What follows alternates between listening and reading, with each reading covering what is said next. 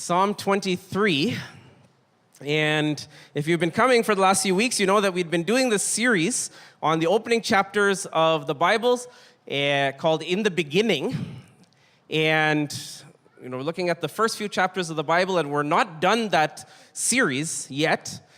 But I decided that we're going to take a break from the In the Beginning series. We'll pick it up after the summer in a few weeks from now, because that's a really, really important series, and it kind of builds on each other. And I knew that with summer holidays coming up, and people are in and out, and I don't want people to miss or to break the series while that's going on. So we'll pick up In the Beginning and go back to Genesis a few weeks from now. But in the meantime, for the summer, I'm very, very excited that we're going to do a series on the book of Psalms. And I've called it Summer Psalms, okay? And I'm excited about doing this little series on just a few of the Psalms this summer, these next few weeks, because I know for many of you and for me as well, Psalms is one of my favorite books of the Bible. In fact, the word psalm simply means, does anybody know what the word psalm means? It means song, okay? Psalm just means song. That's a book of songs. Right in the middle of the Bible, God put a song book. Very interesting. A hymn book, you could say. And in fact, these are the songs that Jesus would have sung. Right? When it says that Jesus sung a hymn or sung a song with his disciples, this is most likely what he would have sung. And in fact, in the New Testament, it's very interesting. We're commanded to sing psalms to one another. And in fact, that's what we're going to be doing, so to speak, this summer. We're going to be singing, not literally, of course, but we're going to be singing and speaking these psalms, these songs to one another. And in fact, we're going to have a few guest speakers as well. They're going to share probably their favorite psalm. They're going to sing the psalm, so to speak. They didn't know that, by the way. But they're going to, again, not literally, but we're going to kind of sing the psalms together this summer. And the beautiful thing about songs, all songs, is that they're not just for the mind. They're not just to convey information. They're not just to give knowledge.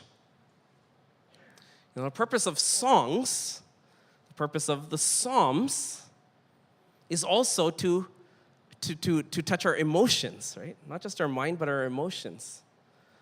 Not just to feed information to our brains, but also to move our hearts. And in fact, in the Psalms, we have expressed probably every emotion possible. It's all there in these 150 Psalms. Every emotion probably is somehow touched on and expressed. Good, bad, ugly, whatever it is, it's there. And so Psalms is this amazing guide to help us to deal with our emotions. It teaches us how to handle our emotions, how to give voice and expressions to our emotions, always with God at the center, and to express our emotions in this godly way. In fact, the person who wrote most of the Psalms, of course, is David. And David is the man after God's own heart. Perhaps the man who loved God more than anyone else in the history of the world. Perhaps the most passionate lover of God, not perfect, right? But he is a man who loves God. And as we read the Psalms, David and the other psalmists really teach us, I would say, how to have an actual relationship with God. Right? The Psalms teach us, they guide us step by step through all the various ups and downs of life and different emotions and so on. They teach us how to have a real, actual, true, living relationship with the living God of the universe. Right? And so as we go through the Psalms this summer and these next few weeks, we're gonna be learning how to love God.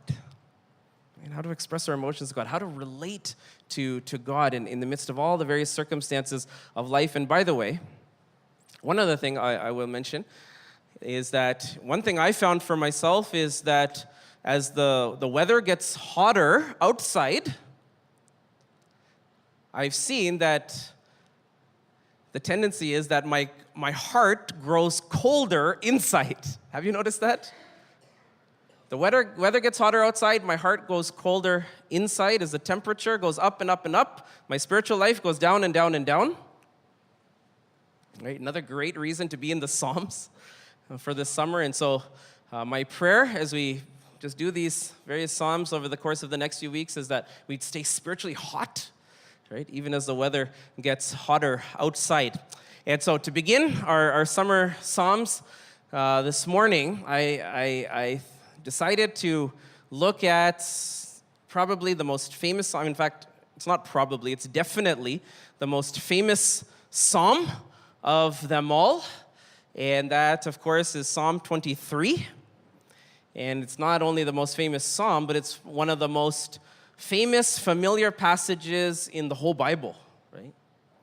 In fact, probably after the Lord's Prayer, it's probably the most famous passage in the Bible, not just even among Christians or church-going people, but among everybody. Probably most people, many people, have at least heard Psalm 23 at some point in their lives. It's a very, very famous psalm, and it's justifiably so. In fact, somehow, through various circumstances, which I'll share, I have a very special relationship with Psalm 23, just in the last few years, and I'll tell you how this has happened.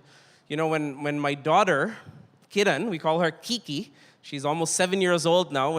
When she was much younger, maybe 2 years old, 2.5 years old, my wife, putting her to bed and, doing that every day, somehow she just decided that I'll start reciting scriptures. Just from a young age, she can get scripture in her mind, and she just happened to start with Psalm 23, right? That's a good place to start, right?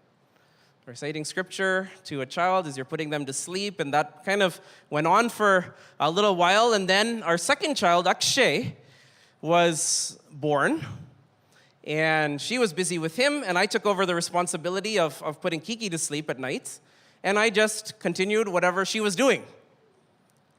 And so I started reciting Psalm 23 every night, putting Kiki to bed, and then this went on and on and on for about 2 years. For 2 years, literally every day, I said Psalm 23. It wasn't planned, it wasn't intentional in that way, it was just the way it happened in those circumstances. And as I look back now, I realize there's no scripture that I've ever said so many times, or gone over so many times, or really, in the course of all that, you can just imagine, meditated on so many times, literally for 2 years. Psalm 23 every single day. And as I look back now, I realize that God used Psalm 23 to change me. Of course. Right? You say any scripture, every day, right? It has an effect on you. And so I'm very, very excited. I've never preached on Psalm 23. It's the first time this morning. I'm really, really happy to finally get a chance to speak on Psalm 23 this morning.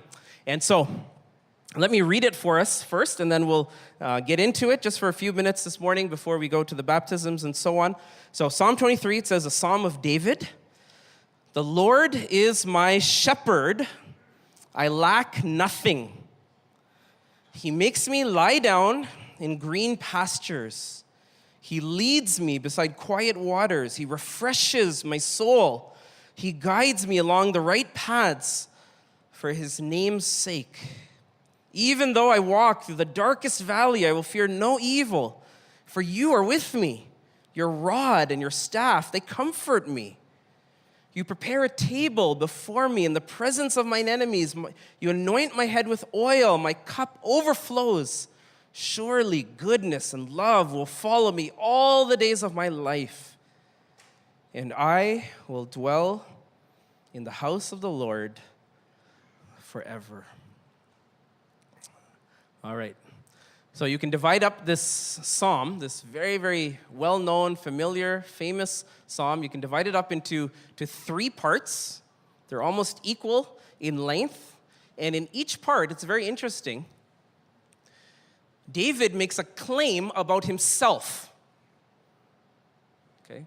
And each time, it's based on a statement about God. Okay? 3 sections. In each of the sections, so 3 times, David makes a claim about himself based on a statement about God. And these kind of double statements or claim and statement really summarize the psalm. They really summarize these 3 parts of the psalm. And the first one is right there in the very first line. It says, "The Lord is my shepherd, I lack nothing." First statement or claim you could say about David, about himself. He says, I lack nothing. I lack nothing. Quite a statement, isn't it? I lack nothing. In the Old King James, which probably many of us would have heard this psalm initially, right? It says, "The Lord is my shepherd; I shall not want." And that's kind of old English. I heard that for many, many years. Never really thought about it, or never thought really what it means. But I'm thankful in the newer versions and the newer translations, it updates the language and makes it a little clearer. This is what it means. I lack nothing. David says, basically, I am perfectly content with exactly what I have. I don't want anything. I don't need anything. I lack nothing. And how can he say that? Right? He says it because the Lord is my shepherd. Because God is my shepherd, I lack nothing. And so, there's 2 kind of main metaphors, images that David gives us of God in this psalm. Okay? And the first one, the dominant one, of course, is this one. The Lord is my shepherd. The idea of God as our shepherd. And of course, that kind of idea, that metaphor would have come very easily for David, because what did David do before he was the king? He was a shepherd. That's what his life, that was what his family did. That's all he knew. He was a shepherd. And now, as he grows in his relationship with God, he grows in his faith, he realizes, just like I used to shepherd those sheep, now I'm the sheep and God has been my shepherd. Now, here's the thing about calling God your shepherd. That means that you're likening yourself to sheep. And that really isn't a compliment. Okay? Because sheep are known to be probably the stupidest animals that God ever created. Okay? Apparently, being a shepherd is a lot of hard work because sheep are not very smart. In fact, I was just looking this up and seeing if this is all really true, and I came across this article. This is a few years ago, BBC News, okay? World News from BBC. Turkish sheep die in mass jump. And, what happened here is that one sheep went off a cliff. And you know how many sheep there were in that, whatever it's, pen or whatever? 1,500 sheep. And what did the other sheep do? One by one? Off the cliff. One by one. Can you imagine? 1,500 sheep. The shepherds were eating their breakfast, and the sheep were going off the cliff, but one by one. Okay? And it's very interesting also. Out of 1,500 sheep, only 400 died. Do you know why? Because the 400 first sheep that went over the cliff, they formed this soft, woolly cushion for the other 1,100 sheep that fell next. And so they didn't die. Those 400 sheep sacrificed their lives for the 1,100 that were following. Right? You'd think by the 900th, 1,000th sheep that they would figure out this is not the right way to go. Right? But sheep are not like that. They just follow. Right? They're not known to be intelligent. And yet, here's the thing. Sheep don't have to be intelligent. As long as they have a good shepherd.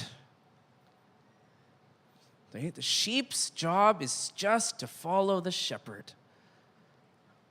If the shepherd is good, if the shepherd knows what he's doing, if the shepherd is watchful and caring, the sheep have no problem.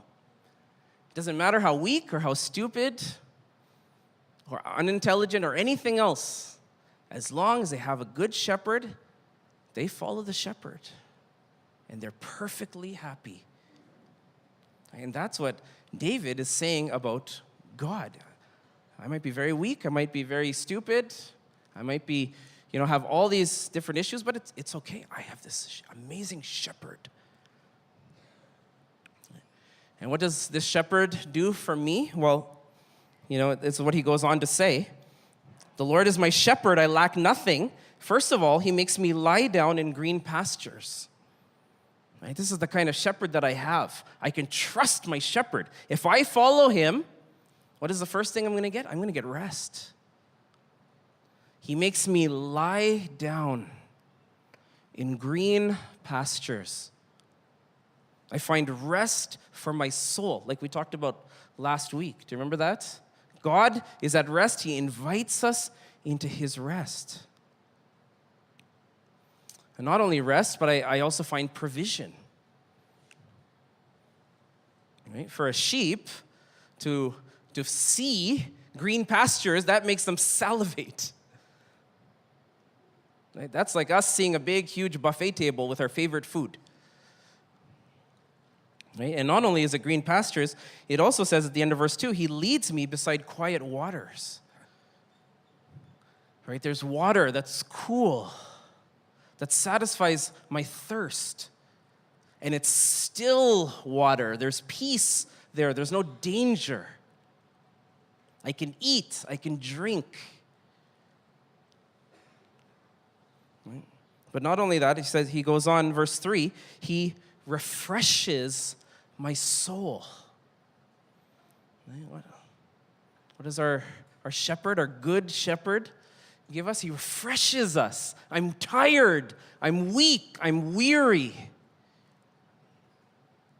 And I come to God and I find refreshment. I find encouragement. I find strength. Right? I feel refreshed and I feel like I can get up again and keep on going. And he refreshes my soul. And finally, he gives me guidance. Right? The last part of verse 3, he guides me along the right paths for his name's sake. I don't have to have everything figured out. Right? Just like that sheep. I just need to follow my shepherd. Right? And I know that this shepherd is so good. If I just stick to him, I will go on the right path. That's what it says. He guides me along right paths.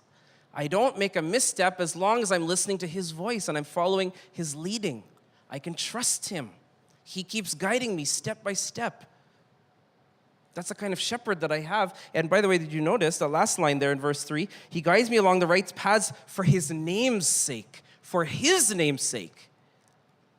It's not just because he loves me and wants the best for me. He does it for his name's sake. What does that mean? Well, it basically means that he's tied his reputation to my well-being. It's not just my well-being that's at stake here. It's his glory. It's his name. For his name's sake, he guides me on the right paths, and he makes sure that I'm well taken care of. And you just look at that list: rest, provision, refreshment, guidance. You can add on peace, renewal,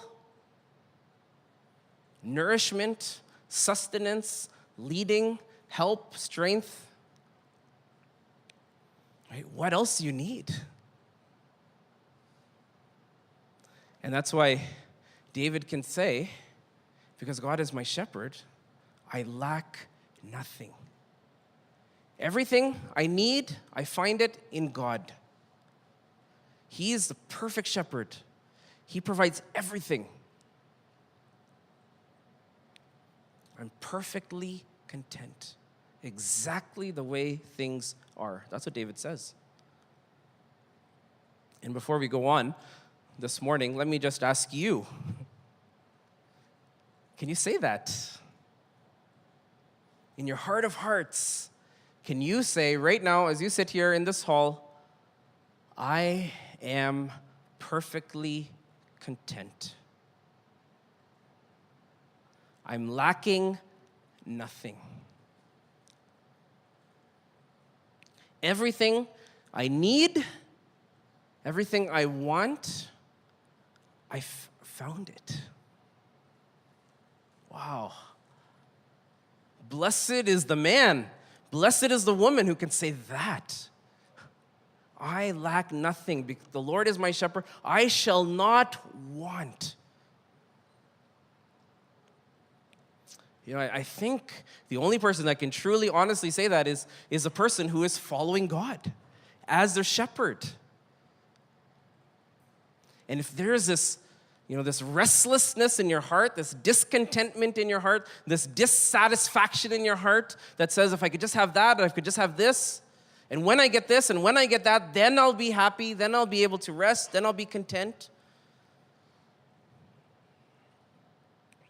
Let me just suggest, is that because you are listening to someone else's voice? Is that because you're following a different leader?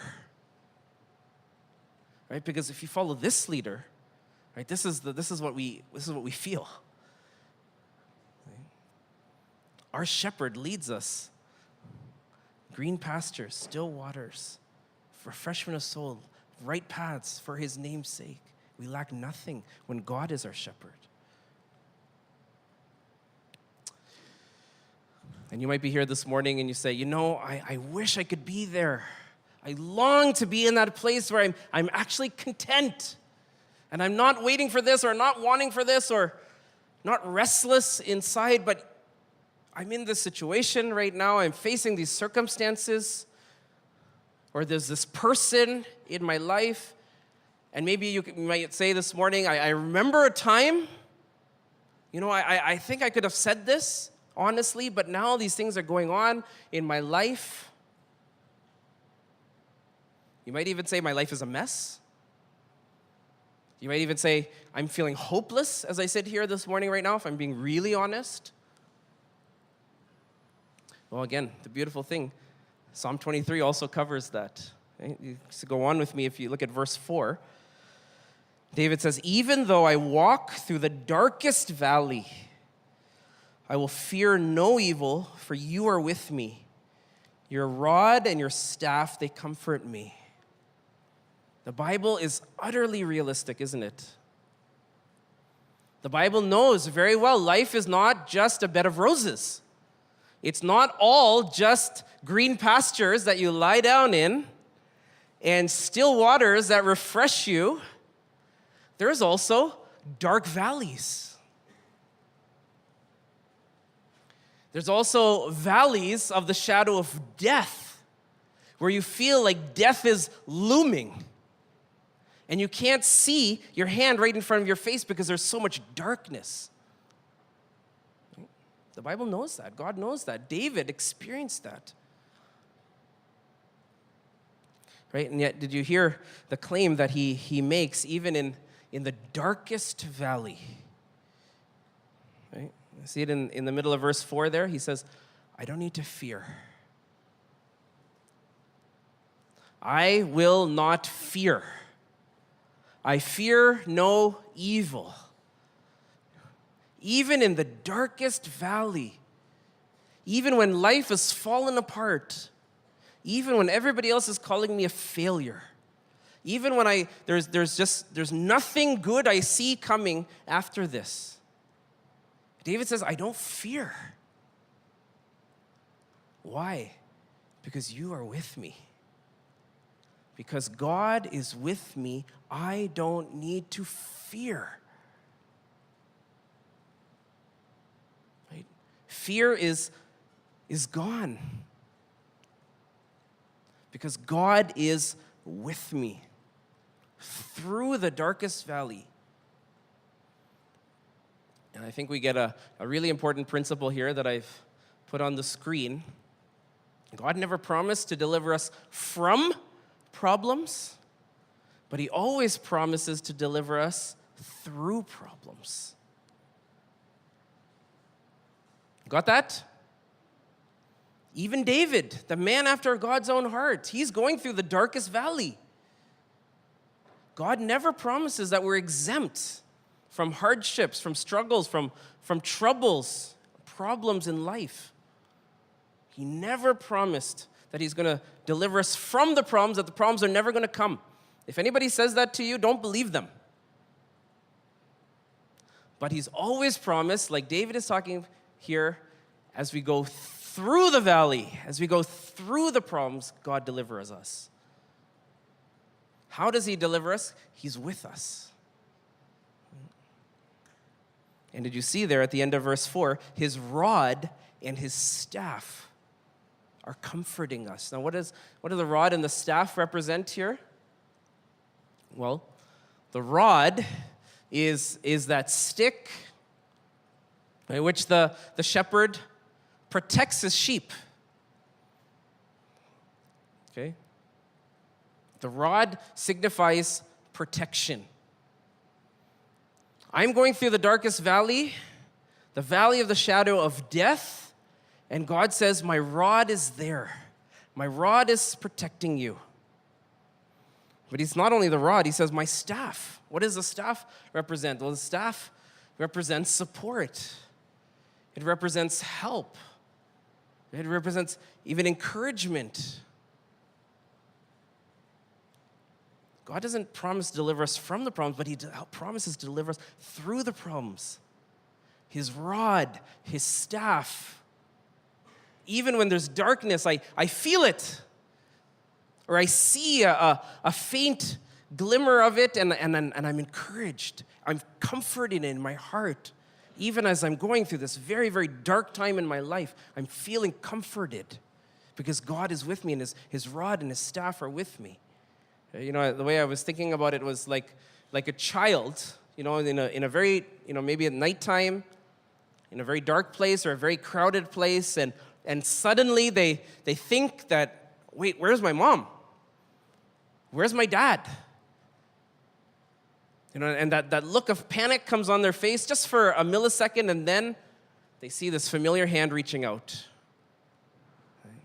Grab the hand. Or from behind them, they feel those familiar feeling hands grabbing them under the armpits, right, and lifting them up. And right? I think it's a very similar idea here, going through the darkest valley, right? But I remember the rod. I feel the staff. It's just kind of guiding me, keeping me on the path, or pushing me along a little bit, right? And I'm comforted.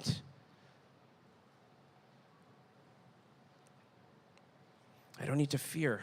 God is with me. And you know, David actually goes one step even further. If you look at verse 5, he says, you prepare a table before me in the presence of mine enemies.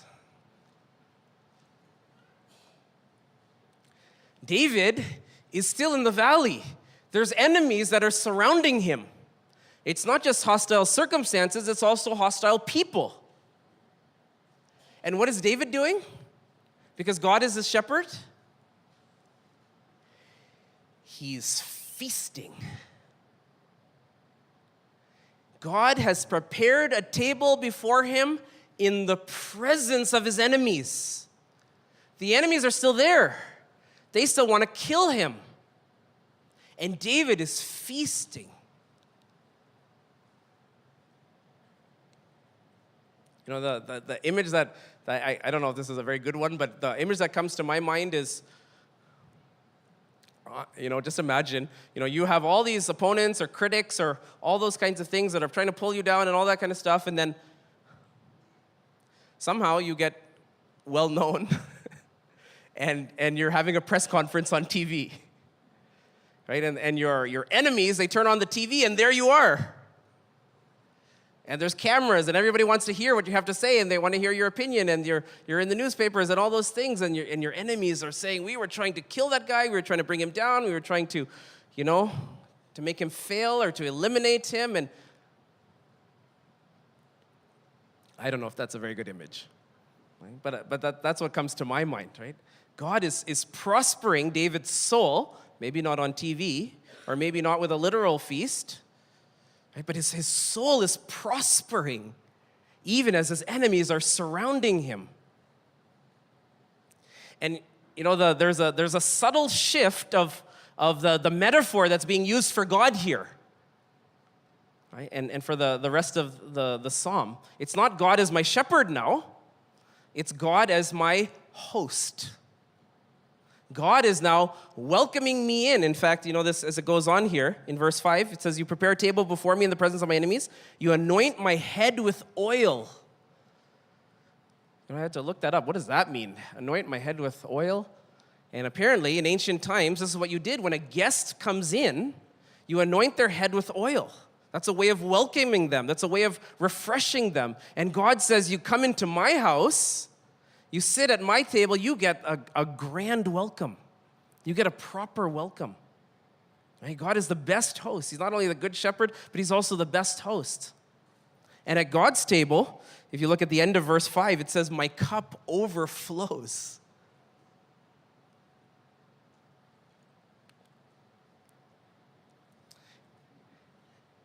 Just imagine that overflowing cup.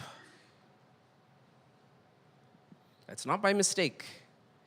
It's not by accident. The cup just keeps flowing. It's talking about abundance. Something lavish. That image, the cup is on the table, it's a big mess. Right? The cup just keeps overflowing and the pourer is not stopping. It just keeps stopping. It just keeps pouring and pouring and pouring. Well, that's the kind of image that's given here. In fact, Carissa told me, my wife Carissa, when she first recited Psalm 23 to Kiki, maybe two and a half, when we came to this part, she said, my cup overflows. Kiki said, uh-oh. Well, that's not a good thing, right? This is the kind of thing you get in trouble for. And yet, in God's house, this is how it is. The cup just keeps flowing.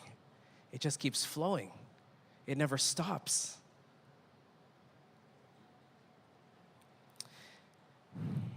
And the beautiful thing here in verse 6, this feast, it starts right there in the darkest valley, in the presence of mine enemies. And look at this, verse 6, surely your goodness and love will follow me all the days of my life, and I will dwell in the house of the Lord forever.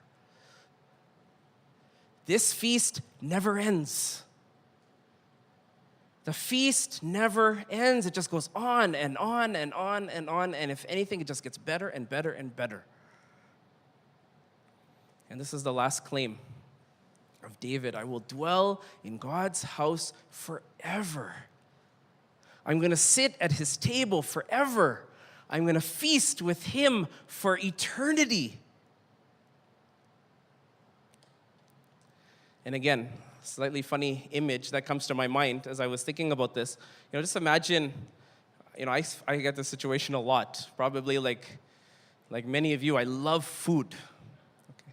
And at some of these events or maybe some reception or wedding or some party or something, there's a buffet that's laid out and the food is just so good.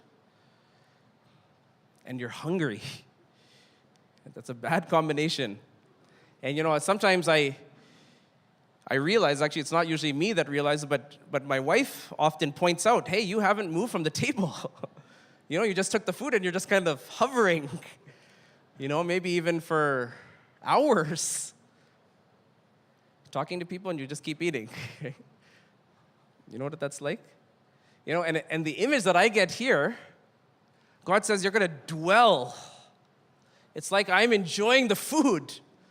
And somehow, I'm not getting full.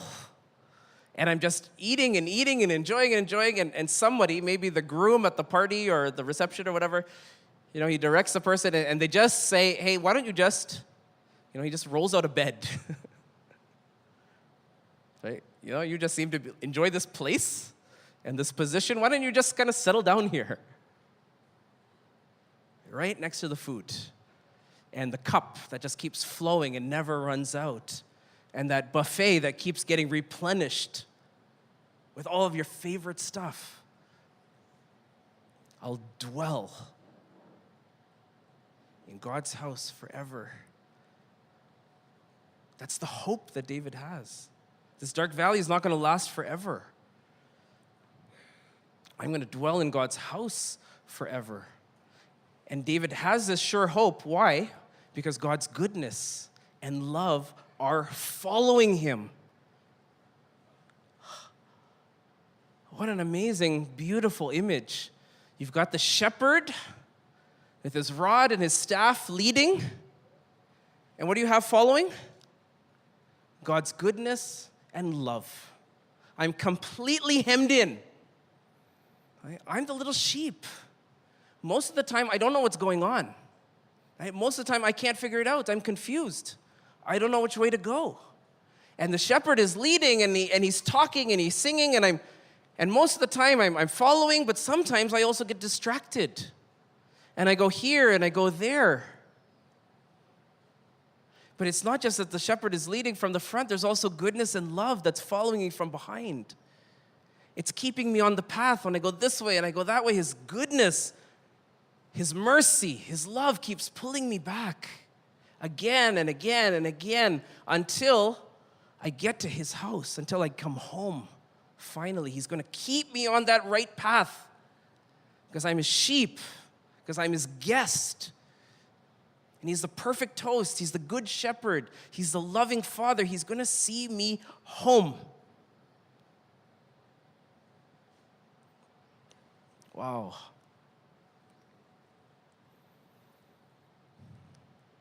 Do you know God like that? No wonder David loved God so much. This was his experience of God. Not some grumpy old grandfather up there waiting to and watching for us to go off track so that he can wipe us or spank us. He's a shepherd leading us. He's the host inviting us. And so David can say, I lack nothing. I don't fear.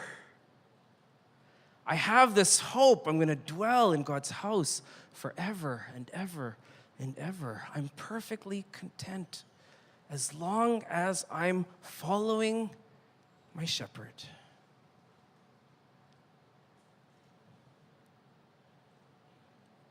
Can you say that this morning? And here's the thing, one last thing. David didn't even know half the story. All the goodness, all the love, all the kindness that David experienced from God, he didn't know half the story. Right? Because there's another man who shows up a few years later, another king, and what does he say? I am the good shepherd.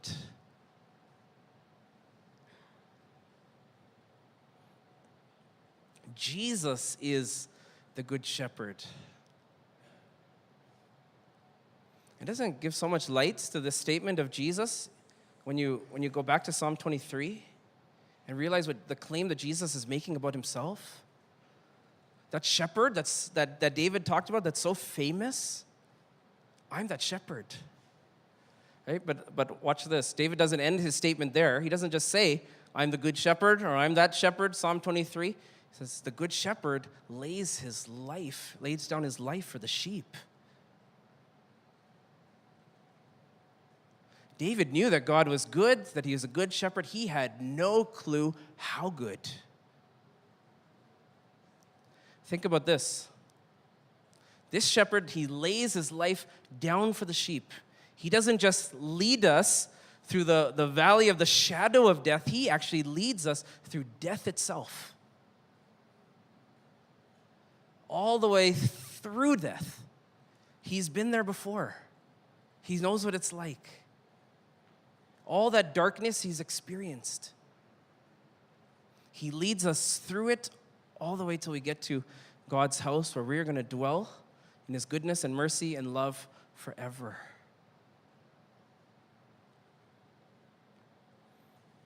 And so, dear friends, what is our job now? Please hear this. Our job is very simple. It's one thing: to follow the shepherd. That's it. Our job is to follow the shepherd. We don't have to be the most intelligent person. We don't have to be the most gifted person. We don't have to be the most talented person, the most successful person, the most educated person, the richest person. Our job is simply to follow the shepherd. If we keep hearing his voice and following on his ways, he's going to lead us to all this stuff, even through the valleys. He's going to bring us home, where he's going to set a table for us. Our job is simply to follow.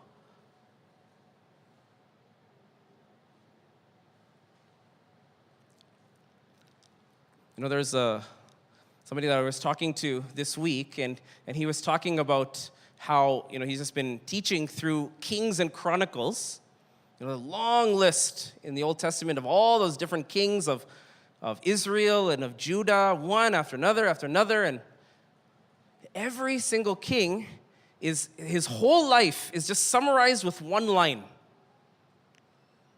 Either he followed or he walked in the ways of David, following God, or he walked in the ways of Jeroboam, not following God. The whole life, all of the ups and the downs and the intrigues and the highs and lows of being the king, summarized in one statement. He followed or he didn't follow. That's it. That's the only thing that matters in the end. God says you follow the good shepherd. He wants to do this for you. He's not here to make your life miserable or boring. He's there to fill your life with goodness. Our job is simply to follow.